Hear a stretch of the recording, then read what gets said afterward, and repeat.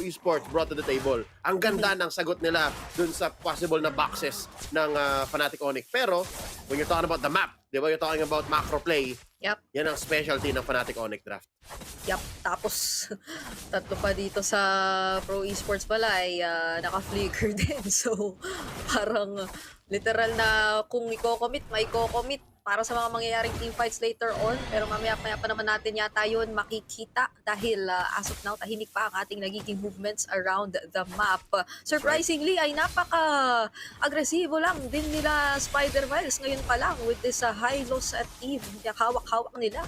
Yeah, I think this is one of the best times to be aggressive kasi hindi pa puno yung kits ng Pro Esports. Yung damage ng Bane, wala pa. Eventually, it will get there after he builds 2 core items. Pero, tama, ganito. Ito yung best time, Bri, na pwede maging aggressive ang Fnatic Onyx. After that, kunyari, mamiss nila yung window na to, hindi sila free first blood, hindi sila maka-invade ng ganito kadalas tulad ni King Kong na ginagawa niya ngayon. Yan na, magma-macro play na sila, mapa ang lalaroin nila. So far, you're looking at level 4 on both the junglers. Tapos yung turtle dito, I'd still say the prio goes to Pro Esports. Pero wait, napapayag ba ang Fnatic Onyx? Kasi, tinan mo, technical knockout, 2 lanes, 3 heroes. Sinilip lang eh. Maganda nga naman yung naging simula dito ni Spider-Man at ni Super Friends. Parang never bumaba ng sobra sa side nila yung wave. So alam mo na napopoke talaga nila consistently dito yung mga players ng Pro Esports. And even Kirk winning his lane. At ito yung rotation na nakikita nating parang ipinagpapasaubayan na ng XP sa mid yung pinaka-wave doon sa top. So now, sila pa ang mauuna magkaroon ng kaunting control dito sa ating Turtle. Pero magiging matagumpay ba ang Pro Esports? Kasi parang nandito na rin si King Kong eh. Nag-aantay. Okay, ayan na. Pumasok na nga. Tuzu gets the first blood though. Ipagpapatuloy pa ba dito ni King Kong? Kasi nakakakuha rin naman siya ng bawi on to Tuzu. Pero doon nga lang sa bandang gilid, si Sorry I'm Felix makunat-kunat. At nilalabanan din si Kirk harap-harapan. Pero may slows pa ba nasasapat dito kasi masusustain pa yata. Kung may items yung gatot and meron siyang isang kasama, maybe that would have been a kill onto Kirk. Kaso nga lang, tanky build ang ginawa ni Kirk dito and in-outplay siya. Parang may mga taunt si Sorry I'm Felix tsaka yung mga passive proc niya na na-dodge ni Kirk with, funnily enough, the Infernal Pursuit na natutunan ko lang to recently. Bri, natutunan ko lang to. Kapag tumalon pala yung Phoveus, may mga skill na talaga hindi ka tatamaan. Oo. Like deadly catch, titirik ka doon, yung pumuputok sa sahig na linalapag ni Gatot, hindi ka rin tatamaan nun. So yung mga AOE based na parang, I wouldn't call it projectiles per se, pero may mga nadadodge yung Phoveus. Yep. At mukhang gamay na gamay ni Kirk ang timing. Fnatic Onyx. At importante rin na na-survive ng Fnatic Onyx yung pagkalalim nila. Pinasok nila yung Y-brush ng Pro Esports. So, you know, it works both ways na safe tayo, safe sila. But now, look at this, the fast rotations. Sabihin natin mas mobile overall dahil sa Matilda yung Pro Esports KH sa trabaho ni PP. Pero, yung Fnatic Onyx kasi, mas mabilis yung rotation nila. Overall, mas alam nila na, okay, next move, ito, napauwi ulit nila si Sa.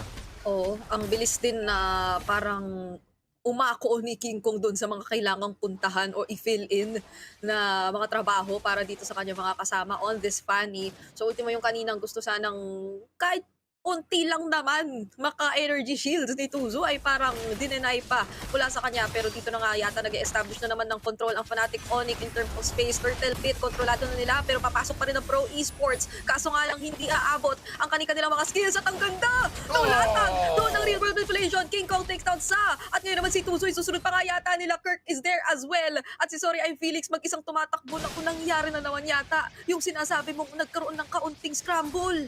That's right. And it's not even Tuzu's fault. Hindi siya tulad nung first turtle na sumalubsob kasi gusto niya mag-retry. Dito, nakita niya na okay, nakuha ni King Kong, pero linapagan sila ng glorious pathway ni Miles. Tapos, doon sa may dulo, yung kala mo tapos na yung teamfight, real world manipulation ni Super Friends. And then, from there, sa totoo lang, at this point, wala pa masyadong damage yung real world manipulation nanggaling kay Kirk.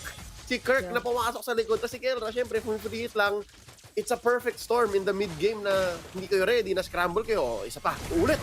Grabe, 5 minutes pa lang pero ganito na karami yung aksyon na nakikita natin. Pero Kelra, gusto lang talaga ng Torre kapalit ni Kirk. So parang yun na lang ba ang tinanggap ng Fnatic Onyx na kapalit? Pero sorry, I'm Felix, mapasok pa din ha. Kaso napakatapang ni Spider-Man, parang uurong na lang yata ang Pro Esports.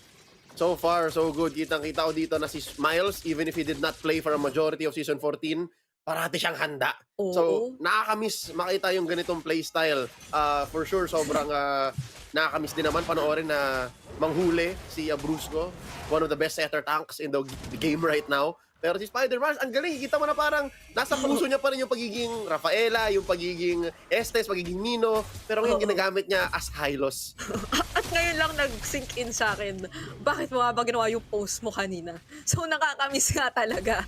Yung mga ganoong parang ready sa Supermass at nakatitig lang sa mga galaw na mangyayari mula sa side ng Pro Esports. At ang bilis na Fnatic Onyx, right after nila maging matagumpay doon sa bottom lane, tingnan mo kung nasaan na sila ngayon. Nandito na naman sila sa top lane. Si Sorry I'm Felix gusto lang naman dumepensa pero tignan mo naman, dinadive at sinusugod talaga siya. Pero napaload din naman si Kelra kahit papano. So mag-out na lang muna ang Fnatic Onyx.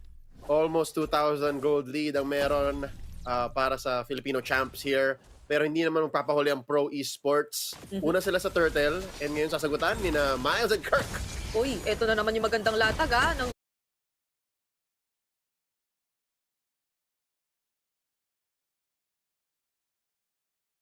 glorious pathway. Kaso nga lang, sinulo ni Spider-Man lahat ng burst. Sorry, ang Felix nandun sa likod, pero King Kong still, siya makasecure ng Turtle. At tignan mo naman yung ginagawa ni Kirk mag-isa.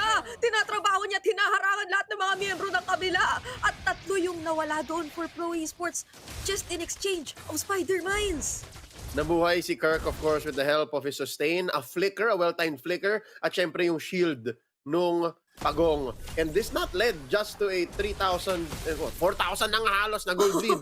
Pero nakapush din sa mid. Tapos syempre, parati lang nag-iiwan ng magandang wave ang Fnatic Onyx. So look, Bri, ang bilis ng rotation nila. Si Kelra bigla nasa baba na. So bibigyan na naman nila ng sakit sa ulo yung Pro Esports KH. So I think that's one of the main strengths of this lineup, of this team, of this draft is dalawa sa kanila ang pwede mag-micromanage ng waves. Si Kelra at si King Kong. So ngayon, hindi na mapag-farm lalo yung Pro Esports. Ang liit na mapa nila. Ayan, no, kontroladong-kontrolado nga yung purple buff ni Tuzo eh. At napakahirap nitong sitwasyon para sa isang lineup na sabi mo nga ay gusto lang naman din na makakuha muna ng gold, ng items para makasabay na sila kontra sa Fnatic Onyx. Kasi hindi yata natin nakikita so far yung kanilang pagpapamalas dun sa team fight prowess nila, yung capabilities nila when it comes to the team fight. And That's Fnatic Onyx, kinakabahan ako dito lang sa mga patayo-tayo nila sa gilid. Uy! Real world manipulation once again, pero medyo napalalim yata si PvP. At hindi na nga din nakatakbo.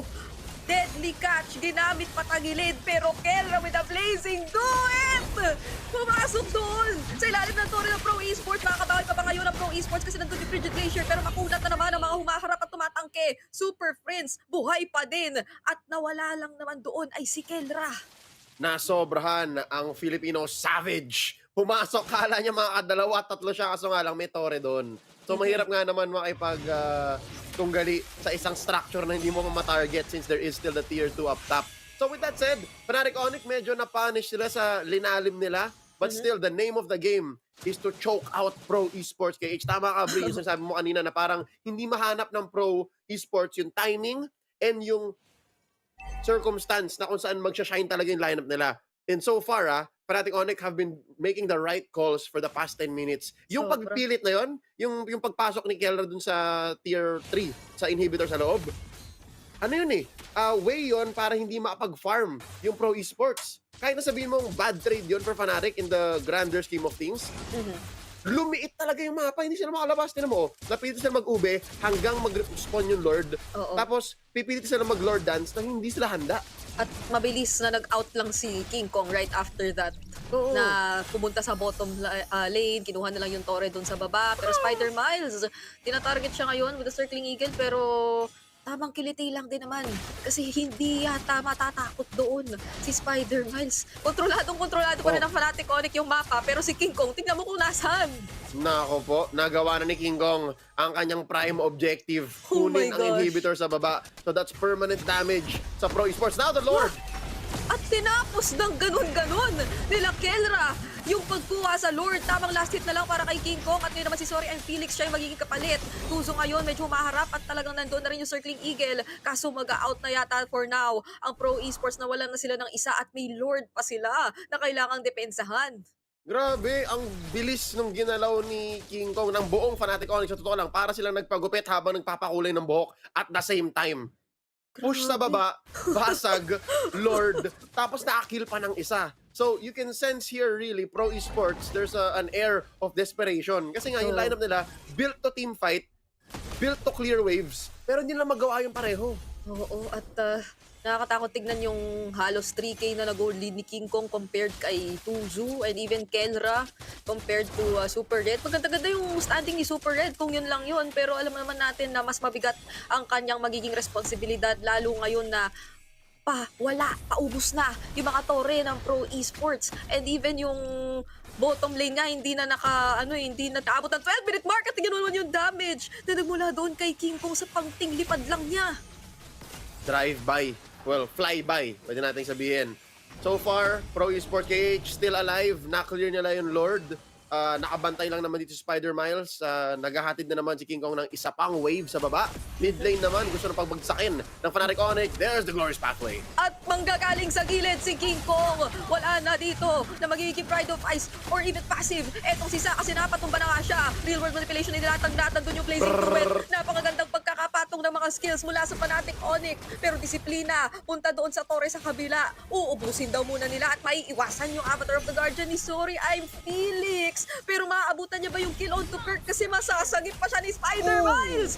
Oh my goodness! Doon sa likod, tumumba na rin yung jungler ng Pro Esports at hindi talaga gustong tantanan ng Fnatic Onyx yung torre. Ito na nakapag-cooldown ulit yung glorious pathway! Super Red! Nakapag-free hit, Super Friends and Spider Miles. Kamuntika na pero makakuha pa rin ng Fnatic Onyx ang minamata nilang inhibitor. So wala na, kalbo na ang base ng Pro Esports. Okay, so Bri, tama ka. Maybe Super Red is a threat. Maybe Super Red can free hit.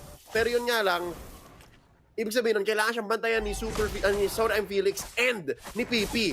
So paano na si Tuzu? Paano na isa mga ways para mag-clear ng Pro Esports ng waves? Sa totoo lang if that happened, na wala na yung tatlong inhibitor, tapos nawala si Tuzu, siguro isang ligaw na wave lang tapos to. Hindi kaya nung lineup nila without Tuzu.